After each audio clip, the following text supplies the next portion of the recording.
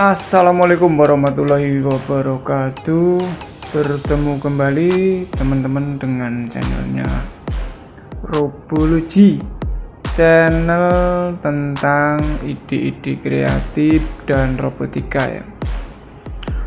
Baik teman-teman, sebelum video dilanjut mohon supportnya untuk memberikan subscribe, like, komen, dan jangan lupa tekan tombol loncengnya supaya tidak ketinggalan dengan update terbaru dari Robology.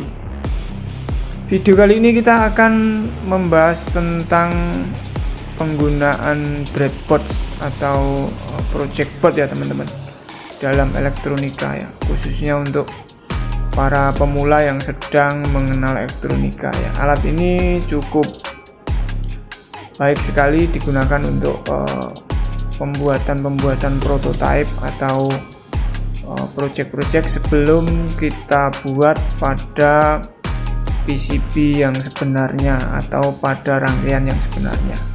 Oke, simak terus videonya, jangan di skip sementara solder dan timahnya kita. Modelnya seperti ini teman-teman ya. Ini dari jarak jauh ya kelihatan ya. Ini saya menggunakan yang model sedang ya, karena ada yang kecil, ada yang lebih besar lagi ya. Kita gunakan yang tengah-tengah saja, yang sedang-sedang saja teman-teman ya. Harganya berapa ini? Harganya cukup murah teman-teman, antara 15.000 sampai 40.000 ya. Ini kebetulan saya beli offline ini sekitar 25.000 ya. Kalau di online itu variasi harganya, ada yang 14, ada yang 22, ada yang 37 ya, macam-macam ya. Oke, langsung saja kita fokus pada materi teman-teman ya. Kita lihat lubang-lubangnya cukup banyak ini ya teman-teman. Kemudian ada tanda yang dapat kita gunakan untuk membaca lubang-lubang ini ya, atau untuk membaca sel ini. Ini mirip sekali dengan Microsoft Excel teman-teman. Kalau teman-teman biasa menggunakan Excel ya wis sama ya, hanya posisi baris dan kolomnya yang agak berbeda ya. Kalau kita lihat di sini ada kolom 0, kemudian 5, 10, 15 ya. Sebenarnya itu ada urutannya, ada yang lebih detail teman-teman. Kos 0, 1, 2, 3, 4, 5 itu ada yang ditulis lengkap, tapi ada yang ditulis seperti ini ya, per 5 satuan baru ditulis angkanya ya, tidak masalah ya. Kemudian barisnya yang ke bawah itu ada A, B, C, D, E, kemudian ada F, G, H, I, J ya. Yang atas ada min dan plus, yang di bawah juga sama ya. Ini sebenarnya satu rangkaian teman-teman. Ini kalau kita balik lagi posisinya menjadi kebalik, yang tadi ABC jadi FGH dan terusnya ya. Ini cuma satu paket aja sebenarnya ya. Kemudian coba kita amati satu-satu bagaimana cara membaca lubangnya ini ya.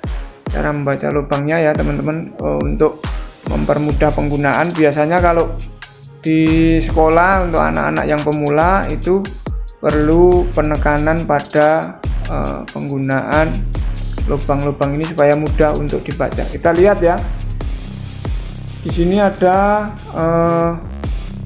pertemuan antara huruf A dan angka 5 ya, maka di lubang ini disebut dengan A5 teman-teman. Jadi hurufnya dulu dibaca A5.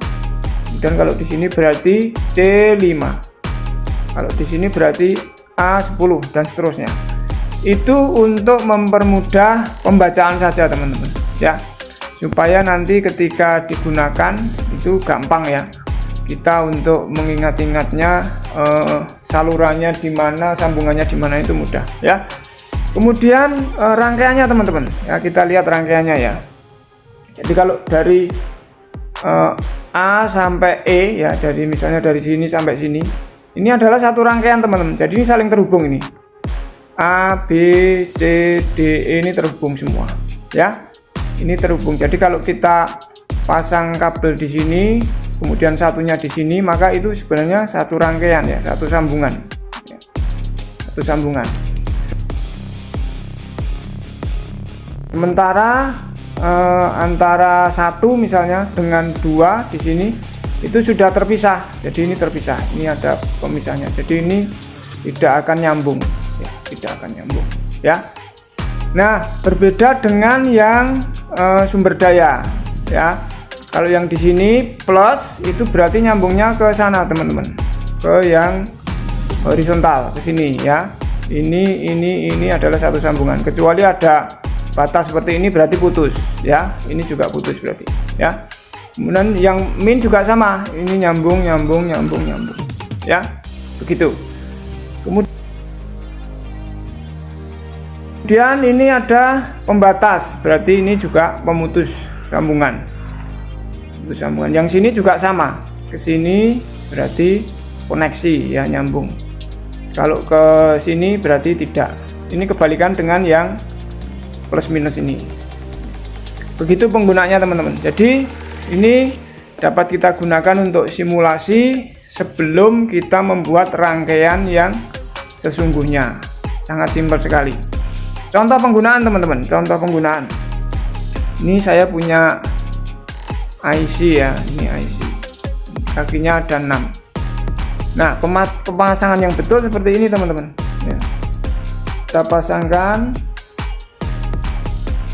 misalnya di kaki 20 sini biar gampang ya.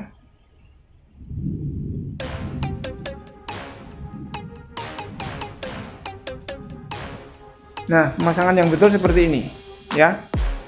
Kita lihat di sini ya. Nih. Ada pembatas di tengah-tengah sini ya. Kenapa begini? Supaya antar kakinya ini, antar kaki yang ini, kaki ini dan ini itu tidak saling berhubungan ya, tidak saling berhubungan. Nah, kalau masangnya seperti ini adalah pemasangan yang salah. Pemasangan yang salah teman-teman. Nah, seperti ini adalah pemasangan yang salah. Ini adalah pemasangan yang salah teman-teman ya, karena antar kakinya ini akan saling berhubungan sehingga nanti akan terjadi konsleting ya, atau jumper ini ya, semuanya terhubung. Ini juga. Tapi kalau seperti ini, kalau kita pasang bersilangan seperti ini ya, nah ini yang betul ya.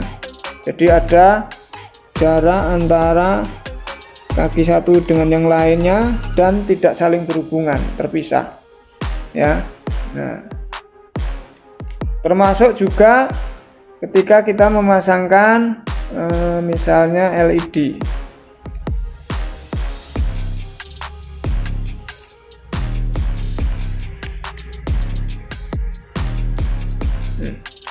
Ini pemasangan yang salah ya, pemasangan yang salah ini. Ini ya, pemasangan yang salah. Yang betul adalah seperti ini, menyilang ya, melewati garis tengah. Menyilang, melewati garis tengah ya. Jangan seperti ini. Kalau ini berarti ngejam dia, jumper ya. Ini adalah pemasangan yang salah, karena akan konslet ini antara plus dan minus jadi satu ya. Oke, seperti itu teman-teman ya penggunaannya. Sekarang kita akan coba untuk praktekkan seperti apa penggunaan untuk port ini ya. Nanti kita akan coba menyalakan lampu LED dengan menggunakan breadboard ini ya. Oke, kita pasangkan saja lampu LED-nya ya. Ini ada yang panjang berarti yang plus, yang pendek yang minus ya. Kita pasangkan di kaki 30 sini biar gampang nanti bacanya ya. 30 ya. Oke, seperti ini ya, kelihatan ya. 30. Kemudian kita pasangkan pengaman ini ya, resistor ya. Ini saya pasang 200 ohm ya. Sebenarnya 150 140 cukup ini ya, tapi nggak apa-apa. Kita coba aja. Ini saya pasang agak luar ya, agak keluar. Kemudian saya pasangkan di kakinya plus di sini. Nah, ini pokoknya saya agak ngawur masangnya, tapi masih satu jalur ya. Kita lihat ya, ini satu jalur. Kemudian ini saya pasang di plus. Oke. Nah, sekarang kita pasangkan sumber dayanya. Ini saya menggunakan baterai 3,7 volt, baterai lithium ya. Nah, kita pasangkan dulu. Plusnya di sini, plusnya di resistor sini ya. Pokoknya masih jalurnya plus ya. Terserah pilih lubang yang mana. Yang penting masih jalurnya plus. Kemudian yang satu saya pasang di jalurnya. Nah, langsung nyala ya. Nah, kebetulan ini LED-nya RGB, makanya nyalanya kedip-kedip. Ya. Tuh, lihat ya. Sesimpel ini teman-teman. Jadi sebelum kita bikin rangkaian, kita bisa mencoba dulu ya. Sangat mudah sekali penggunaannya ya. Oke, sekarang coba kita tambahkan satu LED lagi yang biasa. Ini yang warnanya biru ya. Sama ya, yang panjang berarti plus, yang pendek berarti minus. Kita pasangkan di sebelahnya di 25 ya. Nah, sama seperti ini. Nih, lihat. Di 25. Supaya nyambung dengan yang ini bagaimana caranya? Ini kan kosong ya. Nah, ini perlu kita jumper teman-teman. Nah, sekarang kita jumper teman-teman ya, supaya bisa jalan. Kita jumper ya dengan menggunakan ini kabel LAN ya. Ini kabel bekasnya, kabel LAN, kabel jaringan. Ini kan kabelnya tunggal, mudah untuk digunakan ya. Jangan menggunakan yang serabut. Kalau serabut agak susah masuknya. Ini cukup simpel dan bisa kita potong-potong untuk sesuai kebutuhan ya. Oke, sekarang kita jumper dari lubang ini. Salah satu nggak apa-apa, terserah. Yang penting masih koneksi ya, masih tersambung dengan sini ya. Dilihat ya,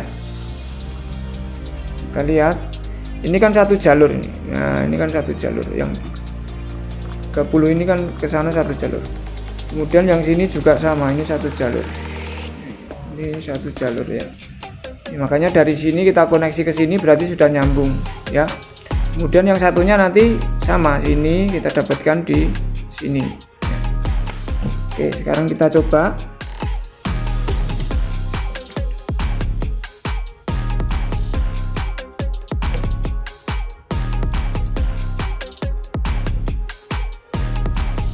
Oke, ini kita lihat ya, seperti ini teman-teman.